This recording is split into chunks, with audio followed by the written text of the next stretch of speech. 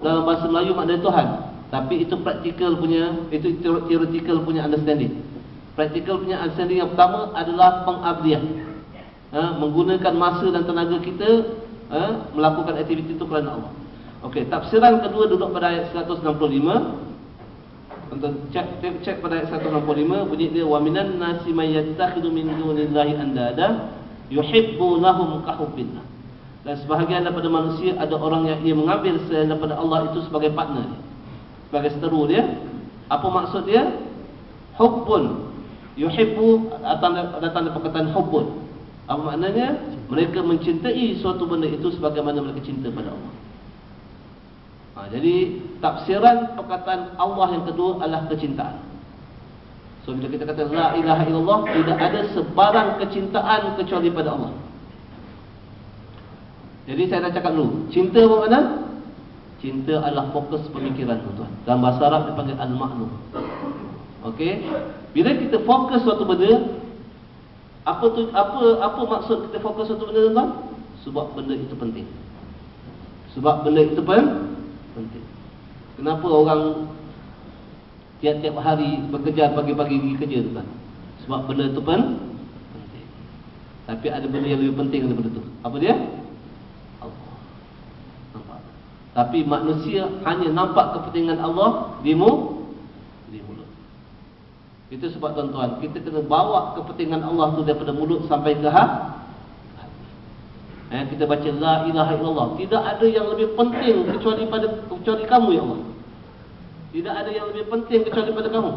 Tapi orang guna perkataan penting ikut suka saja. Contoh, apa dia cakap penting? Apa dia cakap penting selalu? Malam ni perlawanan penting ni. Betul? Malam ni perlawanan penting. Ini penting ni. Kalau tuan-tuan punya kepentingan, tuan-tuan, suatu penting itu menggadaikan urusan Allah SWT, makna ketika itu, tuan-tuan, kita punya Tuhan adalah hawa nafsu kita. Jaga sikit, tuan-tuan. Jadi kena nak buat decision, mana nak buat dulu, dia punya decision tu mesti atas nama Allah, ikut peraturan Allah. Kalau kita tak ikut peraturan Allah, maknanya ketika itu Tuhan kita hawa nafsu.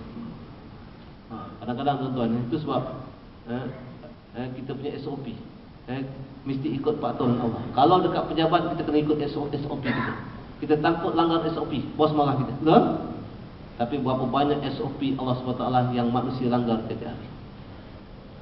Tapi kenapa manusia tetap langgar, tuan? Kenapa? Sebab Allah tidak ambil tindakan kepada kita immediately. Itu sebab manusia jadi leka, tuan. Manusia jadi leka. Okey. Itu sebab, tuan-tuan, kalau kita nak tengok, tuan-tuan, hari ni kalau kita tanya diri kita, ambil sikit side issue, pernah kita cakap pada ni, apa yang paling urgent hari ni? Isu semasa hari ni apa? Apa isu semasa hari ni? Bajet, bajet. Manusia lain tak cerita bajet. Kenapa buat bajet? Kenapa buat bajet? Takut tak cukup duit, betul? Financial planning. Macam mana kita buat financial planning tu? Berapa kita punya income, berapa kita punya expenses, dan kita cuba projek, cukup atau tak cukup duit. Nampak?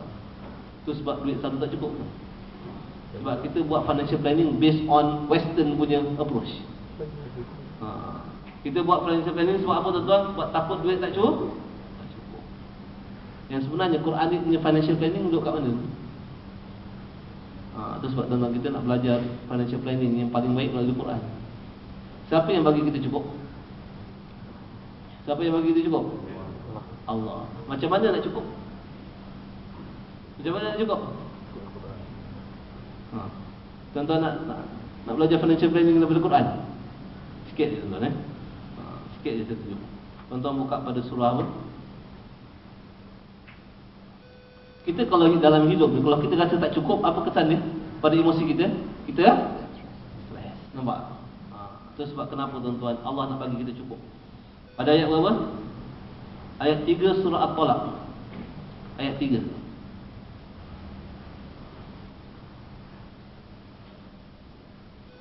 Ini pun saya dah cerita dulu, cuma ulang balik. Ayat 2 dan 3 tuan-tuan. Wa may yattaqillah yaj'al lahu makhraja. Kita tahu ayat. Wa yarzuqhu min haitsu la yahtasib. Lepas tu Allah kata, wa may yatawakkal 'ala Allah fa huwa hasbuh. Siapa yang bertawakal kepada Allah, Allah akan bagi kecukupan dalam kehidupannya. Ayat yang mula-mula saya baca tadi apa? Pada surah Hud kan? Allah kata apa? Kita nak tawakal macam mana? Macam mana nak tawakal? Macam mana nak trust Allah, tuan-tuan? Macam mana? Pada surah Hud ayat terakhir yang saya baca mula-mula tadi, apa Allah kata? Ayat 123 surah Hud, juzuk 12, Allah kata fa'budhu wa tawakkal alaihi. Dan taatlah kepada dia, kepada Allah wahai manusia, and you can trust him. Nampak tak? So tuan-tuan, yang sebenarnya tuan-tuan, financial planning yang paling efektif sekali apa tuan-tuan? Tuan-tuan kena perhatikan tuan-tuan punya amal soleh tiap-tiap hari. Sebab setiap amal soleh dia buka pintu rezeki kat kita, dan Allah akan bagi kecukupan kepada kita. Nampak? Itu yang sebenarnya financial planning yang paling efektif. Jadi sekarang tuan-tuan, kalau tuan-tuan nak cukup rezeki, rezeki ni bukan berapa banyak gaji tuan-tuan. Dia bukan based on that. Okay? Dia based on you punya amal soleh. So you buat you punya financial planning hari ni based on you punya activity, first thing first, yang berdasarkan Quranic punya approach. So apa aktiviti yang paling penting sekali? Setiap hari, apa aktiviti yang paling penting sekali? Okey, saya nak tanya tuan-tuan, apa yang paling urgent sekali hari ini? Isu semasa apa? Innocent of the Muslim. Betul? Budget. Tak betul ke? Apa benda yang paling penting sekali? Yang paling penting sekali tuan-tuan, you kena tanya one question to yourself. Apa dia? Bila nak mati? Bila nak mati? Bukan ke itu isu yang paling semasa sekali? Saya nak tanya. Tapi ini yang manusia letak nombor yang last sekali. Jangan tuan-tuan.